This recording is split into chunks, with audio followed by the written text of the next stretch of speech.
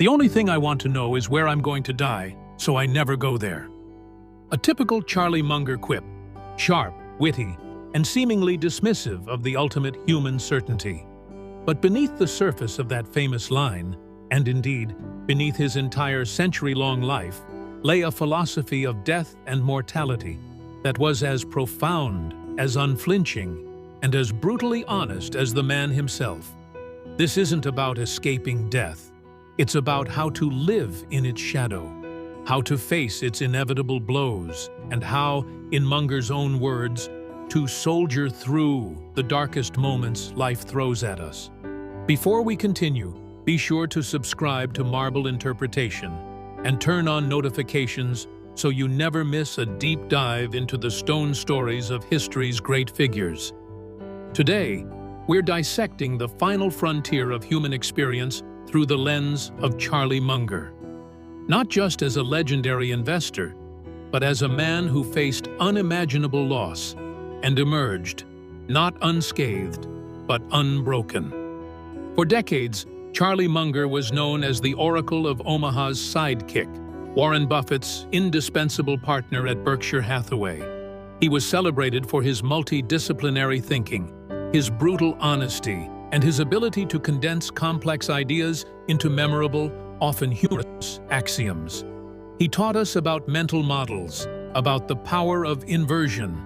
"Tell me where I'm going to die so I don't go there," is the ultimate inversion applied to life itself.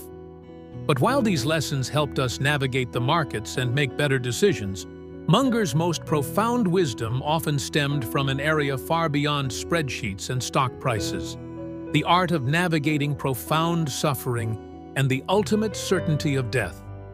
To truly understand Munger's philosophy on death, we must understand the crucible in which it was forged. In the early 1950s, Charlie and his first wife, Nancy, faced every parent's worst nightmare. Their 9-year-old son, Teddy, was diagnosed with leukemia. In an era before modern treatments, this diagnosis was a death sentence. Teddy endured agonizing treatments for months, but the outcome was predetermined. He died. Imagine that loss. Imagine the grief, the despair, the unfairness of it all. Munger was just 29 years old. He was struggling financially, even driving an old Pontiac with a hole in the floor. Yet, in the face of this incomprehensible tragedy, his core philosophy solidified. Munger's response was not one of despair, but of stoic resolve. You can't bring back the dead, then. You have to soldier through it.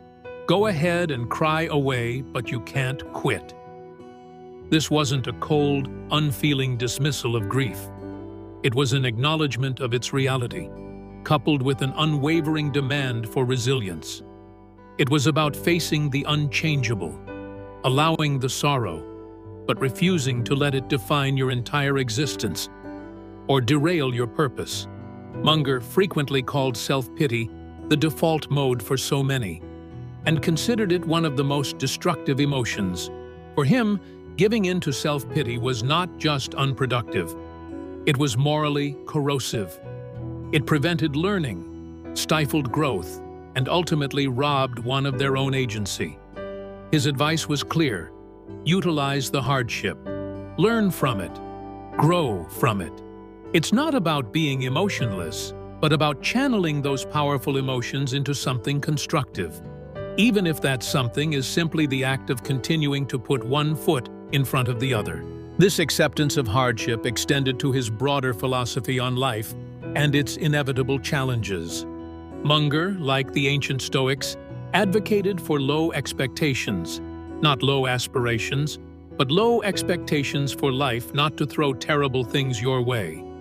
If you go through life expecting a smooth ride, every bump in the road will feel like a catastrophe.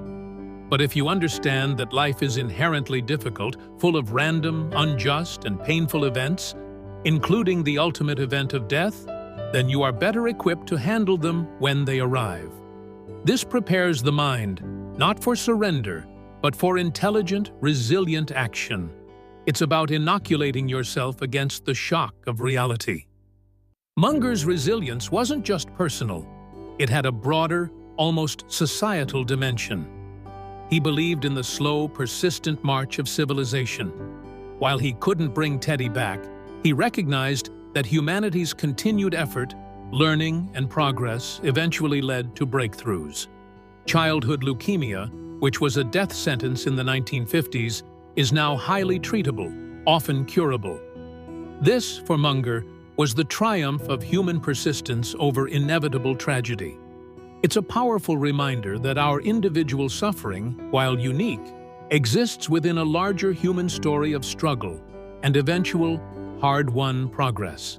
We soldier through not just for ourselves, but for those who come after us. So, how do we prepare for the inevitable? Munger offered another piece of wisdom. The best armor of old age is a well-spent life preceding it. This isn't about avoiding death, but about living in such a way that when death arrives, you can face it without profound regret. A life characterized by integrity, continuous learning, honest work, good relationships, and a clear conscience.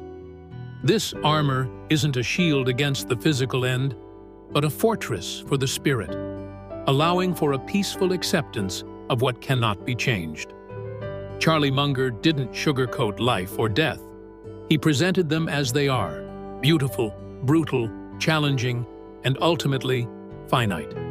His philosophy isn't a prescription for eternal happiness, but a rugged guide for enduring hardship, embracing reality, and living a life of purpose despite the ticking clock. It's a call to action, to face our own mortality, not with fear, but with a quiet determination to soldier through and make our time count.